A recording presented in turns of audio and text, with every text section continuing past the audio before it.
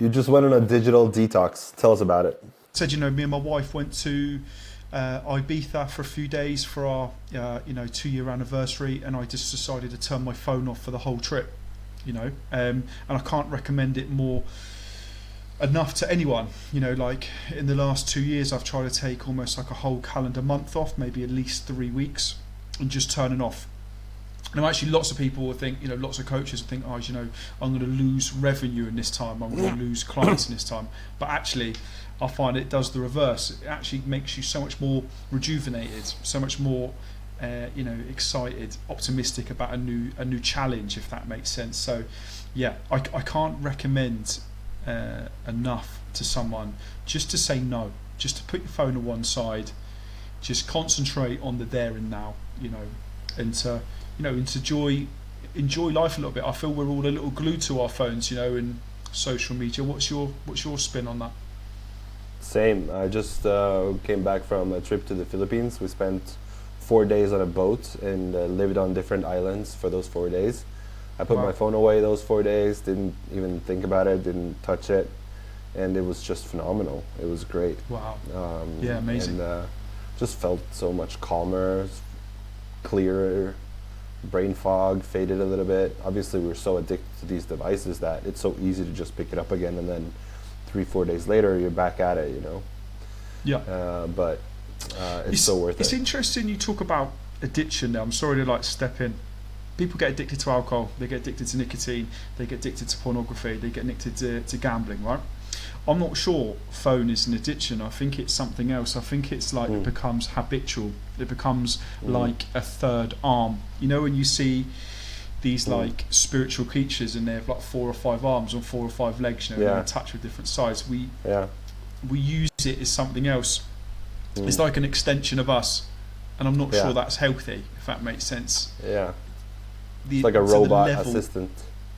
Well, yeah, like AI, what AI is going to be for us, the amount of people that are self-diagnosing themselves with chat GPT instead of like taking themselves off to the doctors or whatever. It's an interesting angle, AI, phones.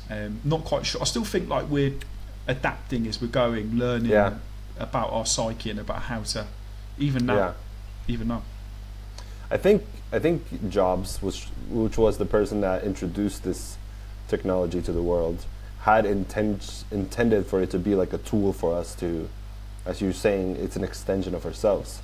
But then, the largest tech companies have, thousands of people employed to hijack your attention and to pull you into their apps.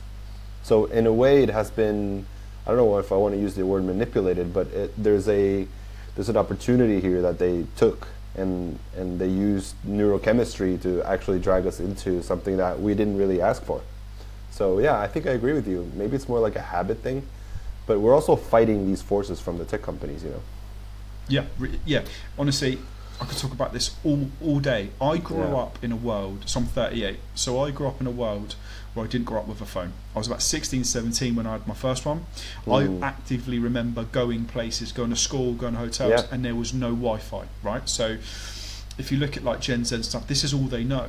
All they know is phones and Wi-Fi everywhere. Yeah. Yes, does it draw us in? It's interesting. I think in many ways it is like an extension. It can help you in so many ways, but I think in so many other ways it's limiting. Like I went to Glastonbury the other day. Right, Glastonbury is the biggest festival in the world. I think 350,000 people go in one town. However, is it me, or is that all the greatest artists, all the greatest rock bands, all the greatest singer-songwriters, are they before phones? Were they at their most creative before this come in? Does this inhibit us, if that makes sense? Yeah. There's probably some music, historian that has been up to date with pop culture over the last 30, 40 years that could probably give us a good analysis on that. It'll be interesting to hear that. Yeah, it's just an interesting point. Like if you look at the biggest thing in the world at the moment in terms of rock music, it's Oasis. They were big in 1994. free phones. So yeah. they've not made any new music since 2007 or whenever it was, you know. And it just makes me think that everything that was like the most creative geniuses, all that great, was that pre-phones. Yeah, because they weren't as distracted. Like distractions weren't as readily available as they are right now. So there's probably a point to that. Absolutely, absolutely. So you're really big on getting the work done, prioritizing healthy habits, and focusing on personal growth. Was it always like that for you? Yeah. So when I was younger, I was desperate to be a professional athlete. So that's all I put myself up until I was 18. When you're that invested, that is your baby, that is your one project in life. You put everything into that: sleep, diet, you know, everything that you're going to be. Obviously, I had a bad injury. I couldn't continue playing soccer, as you might know, or football, as you know, up until that sort of level. I call it football. Well, of course, it's interesting. You speak to us, talk. It's seen as so many different words across the world. So that led me into teaching. That was my biggest personal development journey, if that makes sense. We're not just thinking about yourself, you're thinking about a classroom of people, how little minds develop and how they develop in different stages. That was where the start of this personal development journey, where I realised you could mould minds and you could create habits to improve yourself. When you're a footballer, it's quite easy to work out in the gym. It's quite easy to to look at periodisation and the set training schedules. Actually, fitness doesn't impress me, which is interesting when it comes to PTs and stuff. I find that quite straightforward, quite self-explanatory. However, psychology, mindset, all this sort of stuff, personal development, that's a little different. There's so many different, more angles to that. Yeah. And that's what I found in school teaching. But I think the biggest moment I had for cracking that, like being the best, is I had the craziest job on the planet for 15 years. I was a governor for rock stars and Russian billionaires. I had a real insight into how the 1% function and what they do. Whether it's money, being creative, working out, whatever it might be. Yeah. Learning a few hacks along the way. Good question. So you were never in a rut. You never struggled your way out of a depression, or you never struggled your way out of an addiction or something that would drag you down. That's a fantastic question. My biggest belief in life in terms of coaching is you can't lead others down a path if you haven't walked it yourself. So if you go on X and you see the amount of 20-year-old coaches, if you go on Instagram, you go on whatever, and you see all these false prophets, and you think you haven't lived. How can you tell someone what to do if you've not lived that? So you won't get me, speaking loudly or trying to preach about stuff that I've never done. However, I have been coached myself. That's how I got into this world. So when I hit rock bottom in my mid-20s, I was introduced to coaching instead of therapy, if that makes sense. And they pulled me out of a hole. Where I thought that the world was going to end, this person pulled me out and showed me there was a future. That's what inspired me, And actually, in a way, coaching and helping other people is again like a step on from that coaching that I got, from that therapy that I got, that actually I enjoy this. This isn't about money for me. I actually get real enjoyment out of seeing people get from A to B, or achieve their life goals, or make that career decision, whatever it might be. Yeah, that's not monetary. Yeah, that leads me to my next question, because why is it, in your view, so important to love what you do and to help people? Because I saw you tweeted about that just a few days ago. Because you actually love what you do, you really enjoy helping people. So why is that so important why is it so important to love that when you help people, in your view? Why is it important to love what you do? Why is it important to help people? Good question. So we're all wired very, very differently. Okay, so the two biggest main types of people are type A and type B. Type A are Wolf of Wall Streets. Type B are your coaches. Yeah, your extroverts, introverts. So actually, most coaches are introverted, believe it or not. That's why they struggle with marketing. We're not going to talk about that today. We're going to talk about coaches. These people want to help people. These type Bs. These are your lollipop ladies at school. These are your, your sports teams coaches. These are, those types of people. I get more satisfaction from seeing someone achieve their goal, from getting, whatever that might be, instead of like the monetary value that I can get into my pocket. I've already had that, by the way, so I'm in a unique position where I made that decision to step away from my work a few years ago and to make this a priority, and that wasn't a monetary decision. There is nothing like that self-satisfaction from knowing that you've helped someone, you know. In coaching's creating a bond as well, isn't it? You know, it's like whereas therapy is quite black and white, quite, you know, yes, no, if that makes sense. Coaching is about building a bond, almost building, you know, a partnership, a team to move forward, and I love that. That's what I'm all for, really, is that those sort of like unique moments, I'd say. So it was always obvious to you what your passion was, or did it reveal itself over time? No, it wasn't always obvious, I'd say. And also I think that men change, by the way. So if you look at like men, so I was a very different man you know, in my young teens to what I am now at 38. You know, your testosterone levels change a lot. At 21, I did Ironman events, I did all that sort of stuff. You just hell bent on, you know, competing, working out, whatever it might be. As you get older, I think you get a little bit more rounded. You know, if that makes sense. Again, that leads on to that bit. Is like, if I would have tried to coach people at 21, I would, you know, even though I was teaching, that's a little different. But actually, like coaching someone at that age before I had those experiences, yeah, it just wouldn't have worked. But I've had those experiences. You're talking about, you know, even, you know, alcohol, gambling, you know, relationships. I've had those problems, and that's what coaching is almost resonating, where you don't talk about. You know, one of the golden rules as a coach is you shouldn't talk about your own experiences that much. It's not all about you, it's about them, all right? But yeah, for sure. In that, if you can resonate with what they've gone through, if you can think about what pulled you out, what advice you got, then obviously that's going to help as well, you know? Yeah. Because coaching is a practice that requires thought for the individual, and we're also different, so how do you approach that challenge? That's good, and that also leads very well to another point, that you can't help everyone. So, how do you decide? You know, how do you decide if you can help someone? That's a really, really good point. There's two ways that I look at it. One, I think about them at the start, if I know I can get a 5-star review out of them or not, and I know that sounds really, really crazy. If I can get 5 out of 5, a 5-star review out of every single client that I work with, that isn't just about money. One, I need to make this full time. But 2, I only work with people that I know I can help. Okay, some people that go into coaching genuinely need therapy, by the way. Yeah. Some people who come into coaching, you know that you're going to clash with. How I know that is every single person that I work with has 1 week for free. Okay, so it's 1 week at the end, which is a reflection at the start, which is a reflection period, and 1 week at the end. In that first week, that's all about getting to know them, getting to know their habits, getting to know their dreams, getting to know where they want to be. In that moment, I will make that decision whether I think I can help them or not. And the marketing team that I work with sometimes hate me. They're like, Greg, you know, you need to make this number by this quarter. You need to do this. You know, and I go, no. That I need the 5-star rating above any monetary value.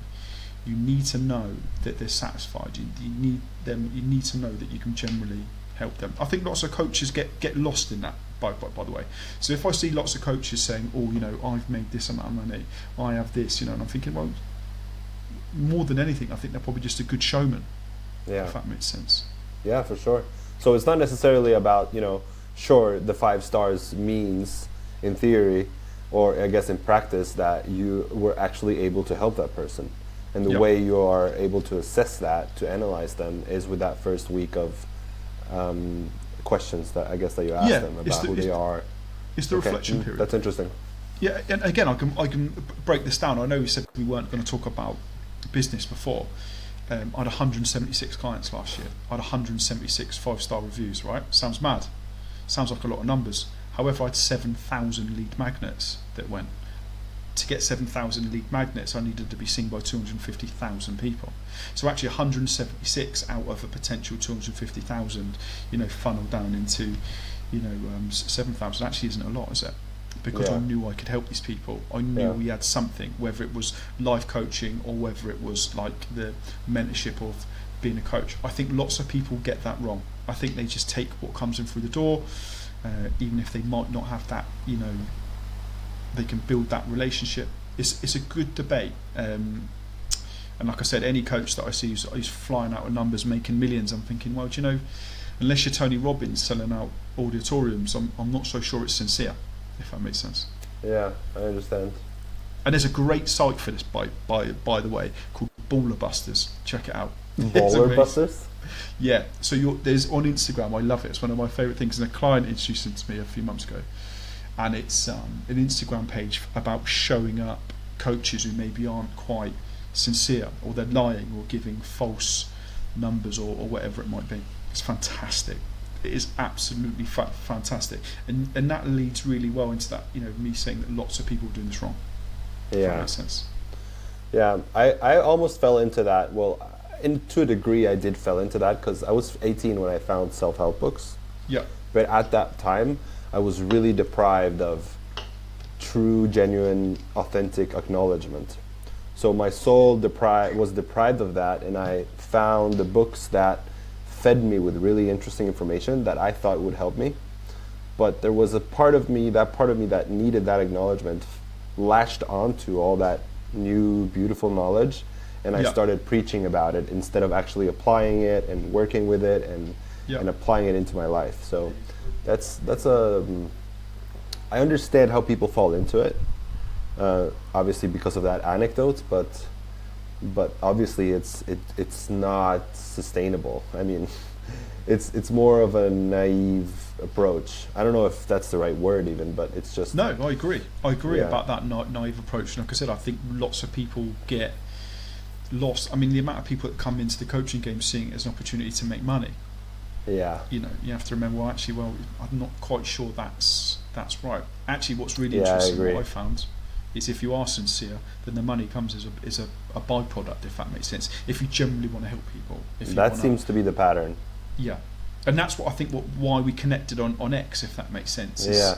I don't write on X for money. I write on X because I want to pass on some of this stuff, or stories, or hacks, or whatever it might be. It's completely free. It's out of my time, if that makes sense. Yeah, totally. Sharing knowledge, connecting with people with the same values. Yeah, I love that. Love all of that. Absolutely. Did you grow up around people with that had growth mindsets? No. Absolutely not. I grew up in the south of England. It's an amazing place, by the way. So Paul, Dorset is stunning. That's where I grew up. Actually, Britain's only World Heritage site. if you think of like Niagara Falls and all that sort of stuff, Great Britain's only one is in south of England, in Lulworth. It's where they find all the dinosaurs. That's where I grew up. It's an amazing, amazing place. I had the most inspirational, fantastic parents that you can imagine. And obviously they sculpt you, by the way. So they adapt. We are all a product of our environment, aren't we? Moulded and sculpted by what's happened to us in our past. So obviously that was a big impact. So was I around self-help, self-development? No, but I was around great influences, I'd say, if that makes sense. Like positive role models. For sure. Do you take time out of your day to like look back and appreciate how lucky you were? Because there's so many people who grow up, being myself, and it's not to blame my parents, but they were also deprived of the genuine attention and love. So how would they be able to give it to us, right? So I always wonder if people who were as lucky as you, if you ever look back and you are grateful for that. Yeah, no, absolutely. I'm incredibly grateful for everything I've got through my career, through my family life, to my wife. My wife's my biggest cheerleader, if you like. That's awesome. Yeah, I'm incredibly grateful. Did all of those aspects and all those things that I was so fortunate to have, did that put me in a position to love and to help and to mentor? Absolutely.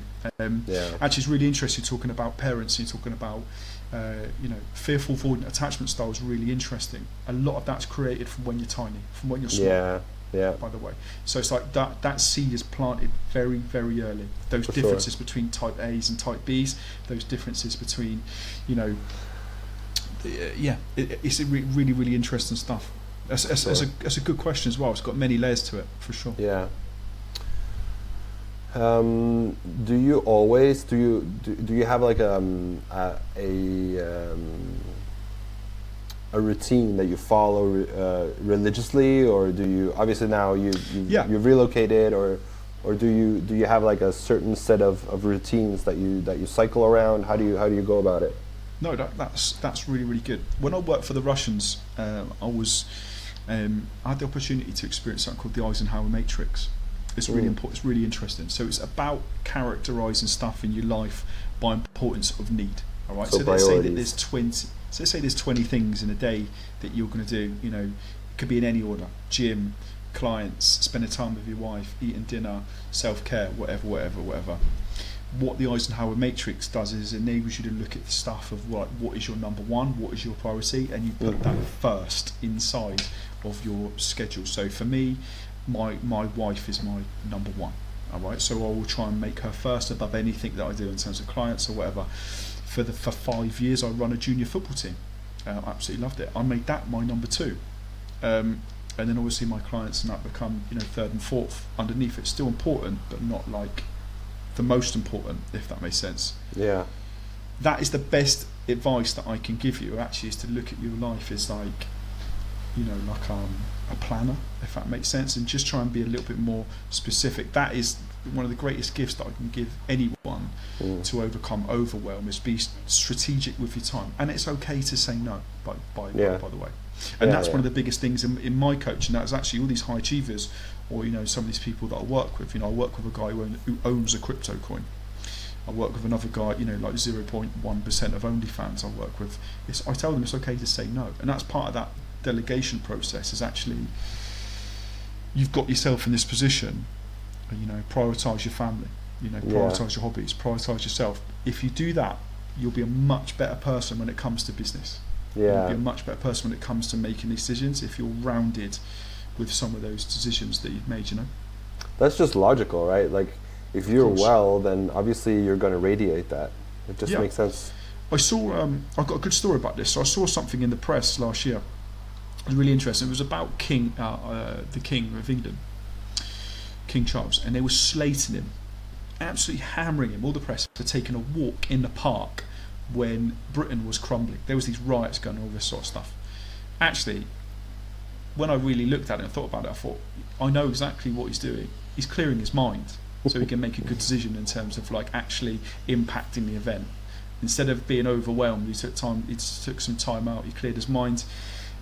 He was, you know, and that leads into that Eisenhower Matrix sort of thing, doesn't it? Is the happier you are, the better you make informed decisions. Yeah. You know? And I'm not sure everyone gets that, and that's hard. That is a hard thing, you know. Again, it's so easy for me to preach and say, you know, this is what everyone should be doing. Life doesn't work like that. But for sure. A great bit of advice I give anyone is to strategically look at your life and put your number ones, your most important aspect of that Eisenhower Matrix, as your priority. You know. That's cool. Do you have a guilty pleasure? Golf. Absolutely. I mean, I'm sport obsessed, so I loved football for years. Like I said, I managed a football team. Interestingly, I didn't have a drink for 176 days. I noticed that the less I drank, the more less I was interested in football. Really bizarre. Not quite sure why. I never quite worked that out. And I think it was because I put two and two together, that you go to a pub in England, you have a beer, you're interested in the football. Golf's fantastic for me because I can, I can relax. I also feel it's quite good, even though obviously it's not as high level is running 5 or 10k. But I quite like this. As you get older, I quite like the slow, low intensity cardio that comes with it. But more than anything, I can shut my mind off. So if I can shut my mind off for those 2 or 3 hours, I can come away making those real sort of valuable, informed decisions. Yeah. Do you weave your golf into your Eisenhower Matrix so that you can actually use it as a relaxation, as a decompressor? Yeah. Absolutely. I do try and at least try and put 5 to 6 hours a week into it. But that also comes with relocating to Spain and relocating to Bali and all that sort of stuff. I might not be able to put as much into it as I can, but your hobbies define you, and that's a really good point that leads me on to something else, and another piece of advice that was given to me and advice that I give others. When people look at you and they say who you are, do you want them to say, Greg or Felipe, the workaholic, alcoholic, overweight, or do you want them to say, you know, Greg, the golfer, good husband, you know, looks after himself, if that makes sense, educated, whatever it might be. So it's like actually having those, thinking about how people perceive you is dangerous territory, I would say. You know, social comparison theory is interesting, but it doesn't all have to be negative as well, if that makes sense. You can reframe that quite a lot, can't you? To, you know, to be the best possible version of yourself, to put a version out of you which is happy, if that makes sense. You know? Yeah. How do you approach failure? Oof. Good question. Well, everyone fails every day.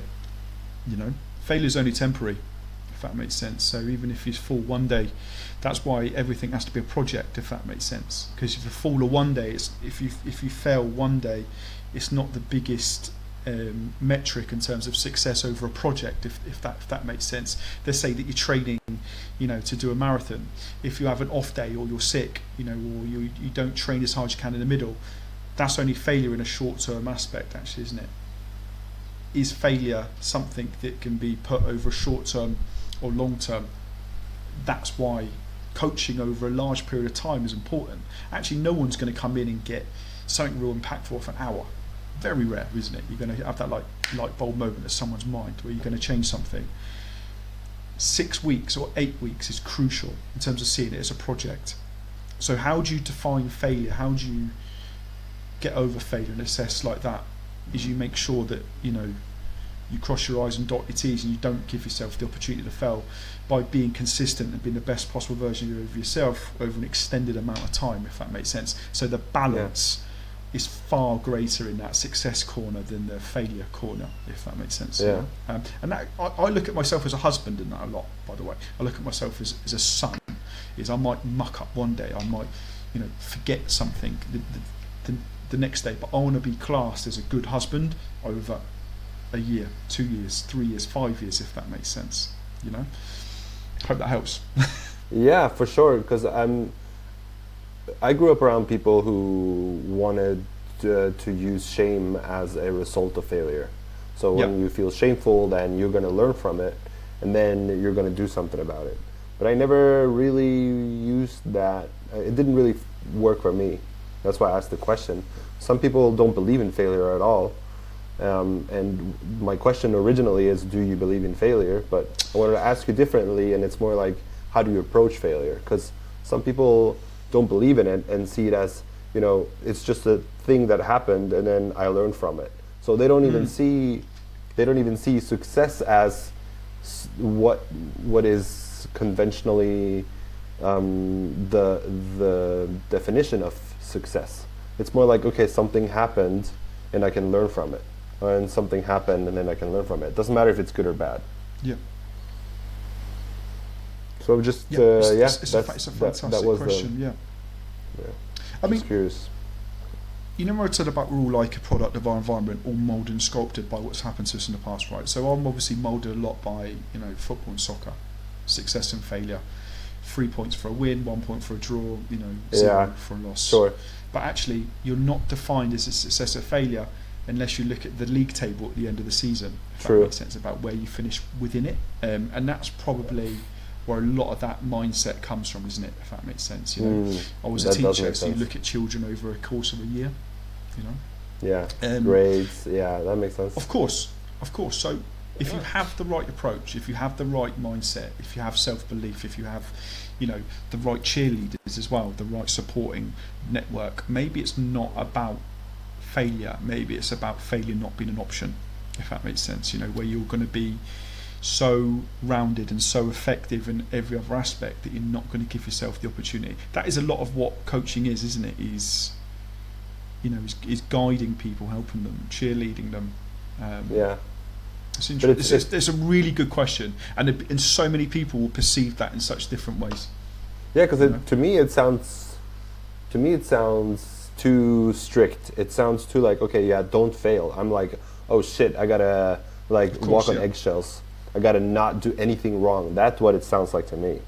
But like to me, for you, it sounds like what you're saying is really don't let that failure pull you down. More like use it as a stepping stone. Yeah. So even if I do quite a lot of relationship coaching, which I really enjoy, but by the way, and one of the first things I say to them is this chapter doesn't have to define you. It might define your relationship, but it doesn't have to define you in terms of where you want to be, what you want to succeed, how you want your life to look like. And also, again, that all comes out from me being coached. When I was coached and I was that rock bottom, the guy pulled me out of the hole by getting me to see my life as a movie.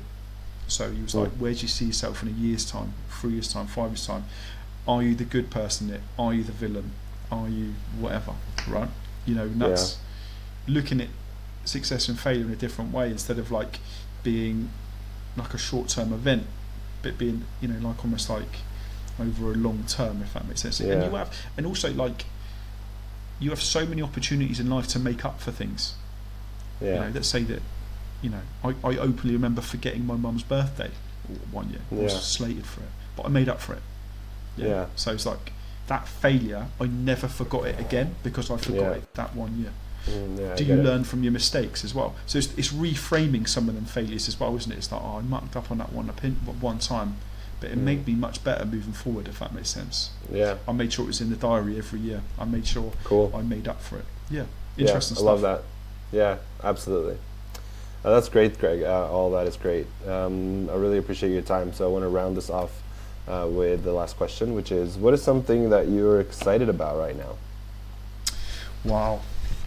Something that I'm excited about right now. What a great question. Well, in terms of me, I'm in the process of actually like living that digital nomad dream, if that makes sense. What I always wanted to do was to travel. I always wanted to have, you know, I was going to say a job, because this isn't a job what I do, it's something else. I wanted something that I could take with me, if that makes sense. So yeah, that's something that I'm doing at the moment. Is I'm sort of, you know, I'm going to Bali for 2 months, I'm going to Thailand for 2 months, I'm going to Vietnam for 3 months, I think. But in terms of me professionally, I just loved the idea, you know, that I've got something that I can give back to others, if that makes sense, that I can help them, you know, through. So, but yeah, life's an interesting journey, throws lots of interesting That's awesome. ups and downs and twists and turns at you, for I sure. love that. Congrats on your success. Thanks, Felipe. I appreciate it. Good luck with everything. Yeah, for sure. Tell everybody, I don't know, for whatever it's worth, it's a new show, but where we can find you and really easy for me. The best way to find me is www.coachtrap.co.uk, and remember, don't fall into the coach trap. That's our tagline. So many people do, like we talked about, those false prophets or people, you know, taking the wrong paths. I try to be something a bit different, just try to be honest and authentic, if that makes sense. For sure. I appreciate you, Greg. Thank you very much for your time. Thanks, Felipe. Really appreciate it.